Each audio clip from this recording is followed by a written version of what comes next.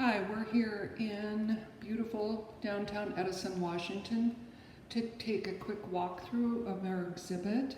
Through August, it's called Alan Moe, Earth and Sky. Let's do a quick overview. These are mostly concrete castings we're looking at. We'll slow down and give you an idea of the media and how Alan produces these.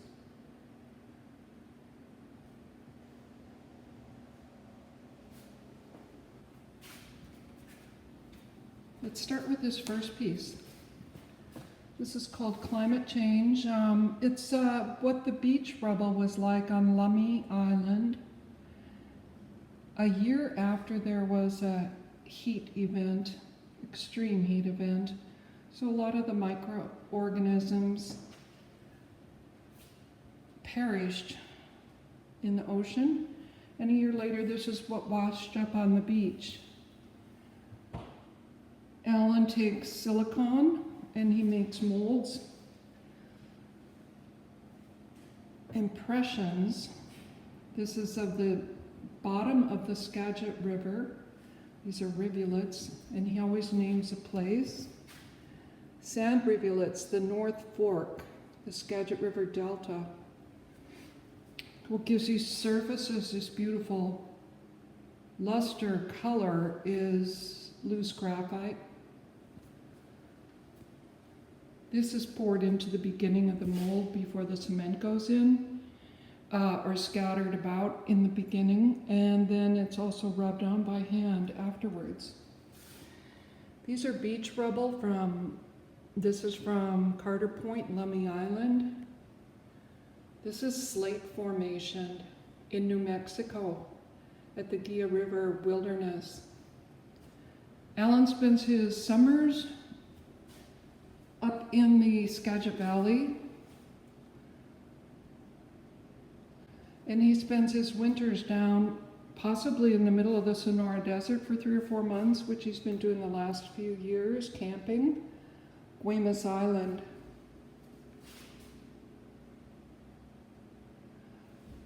He believes that there is, as a scientist, who's quite a scientific thinker, and he does believe that the patterns in nature are there for a reason, of course.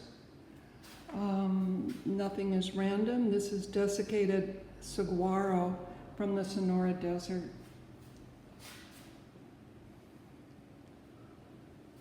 And this gorgeous piece is a saguaro bones, also from the Sonora Desert.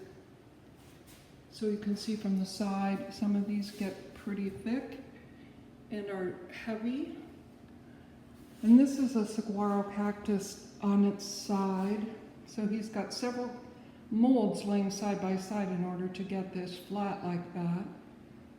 And a beautiful organ pipe, decomposing organ pipe.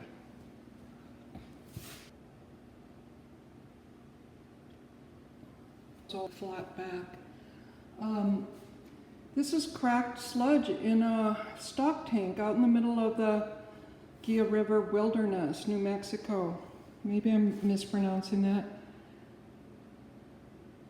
Again, these patterns of crackling, why they do what they do, what patterns are created. Here we are back to the Skagit area. This is algae drift on sedge on the south side of Ica Island in the Skagit Delta. That's fairly close to the La Conner area, if I'm getting my geography correctly.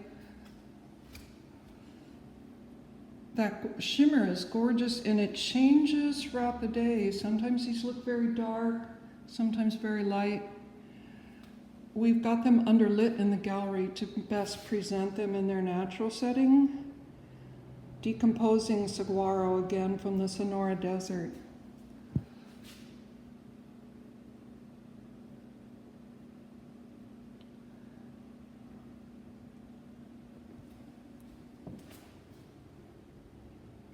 Another saguaro. See how much lighter that is?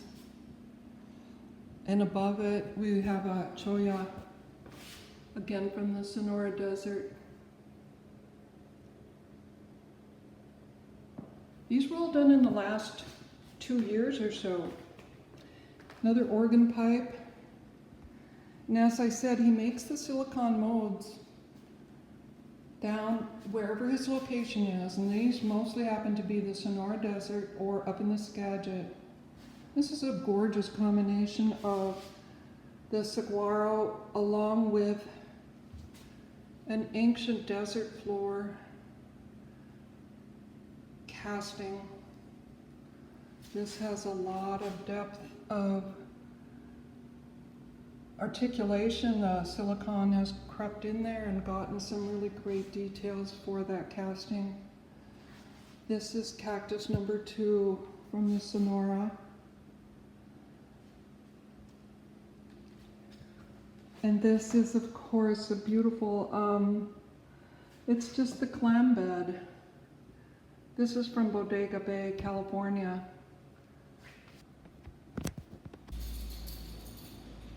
We're continuing with the castings. This is decomposing saguaro, number 2 from the Sonora Desert. Again, an enormous amount of detail and articulation from that silicone mold. We have a nice little constellation or suite of prickly pear castings here. And of course, these are decomposing prickly pear cactus, and they're also from the Guia River Wilderness, New Mexico. They vary in sizes and make a nice little grouping here. The veins, the way the plant carries water, transports water, are all fascinating patterns to Alan, and he makes us more aware of what's around us, what is in everyday nature that is fascinating, that sometimes we overlook. Another saguaro. And I'm for a minute going to try to show you these pictures so you get an idea of when he's camping.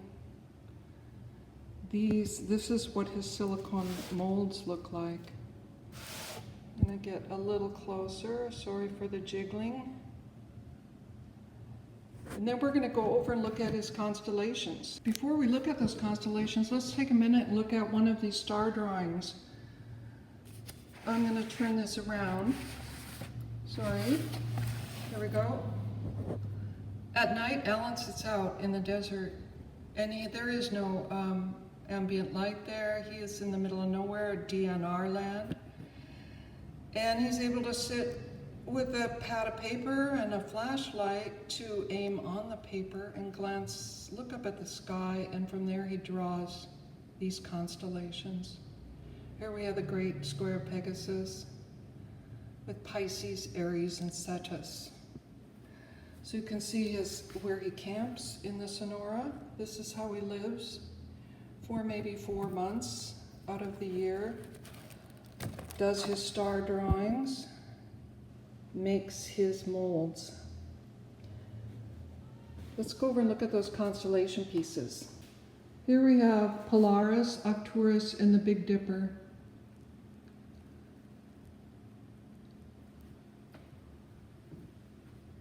This is on beach sand casting from the Skagit River Delta. Alan uses ball bearings to place the constellations, and those are done according to his drawings, and he does double check with charts to make sure his drawings are accurate. Then we get into his fascination with patterns more. Obviously, this is Canis Major and Rigel and Lepus, sorry, my Latin, cast cement, assorted screws. and ball bearings.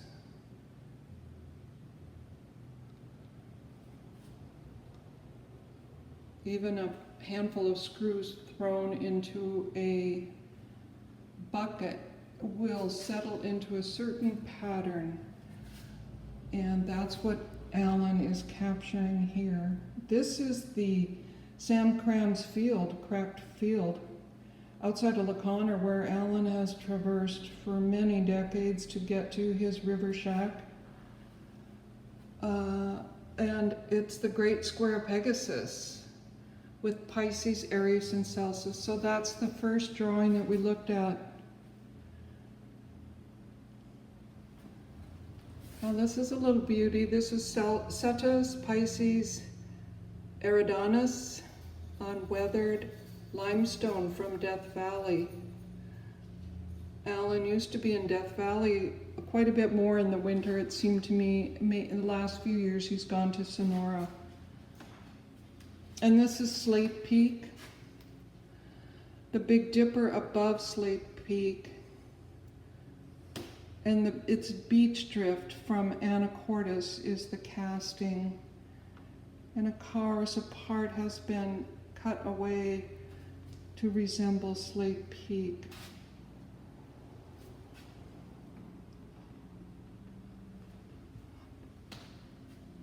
Another beautiful river. This is actually beach sand south of Ica Island, the Skagit Delta. And the constellation is Orion.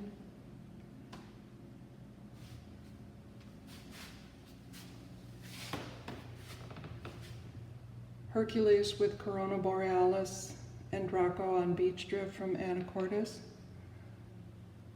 I'll tell you something, we're in a dark little corner. We had a special wall built so it would be underlit here.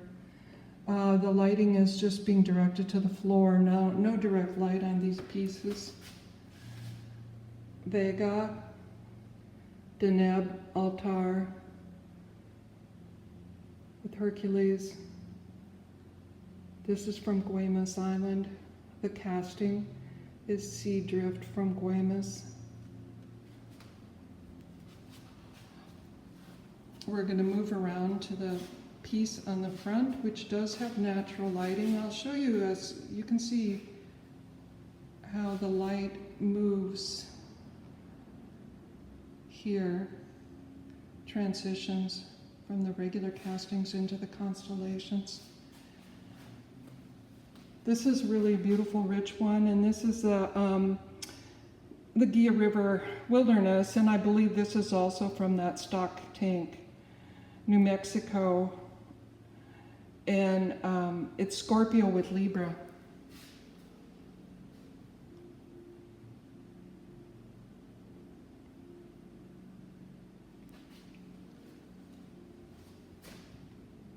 I'm going to move a little slowly so you don't get dizzy.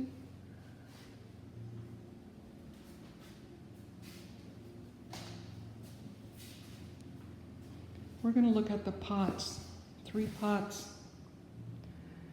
Alan is a master potter. These are hand-shaped coil. I believe he starts with a coil and then it's hand-shaped. There's no glaze. These are fired in sawdust, open firing.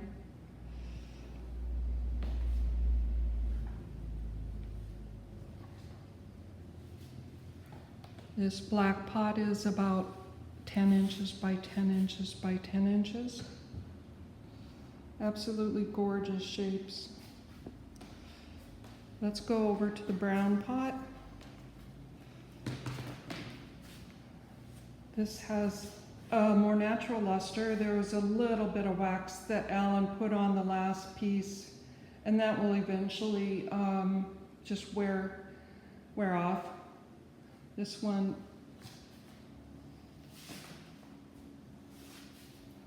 is the same, hand-built, sawdust fired.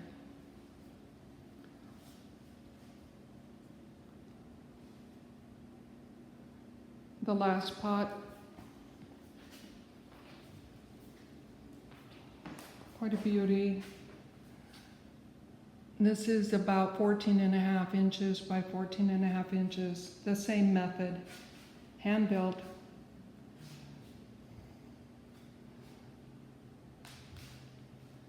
And it's sawdust fired.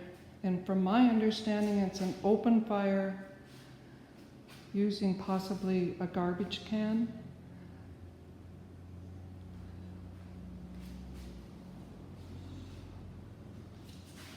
So we're thrilled to have this exhibit here. Alan will be here on Saturday to give a talk at 3 p.m. And in the meantime, come and see us at IE, where this show will be up through September 1st.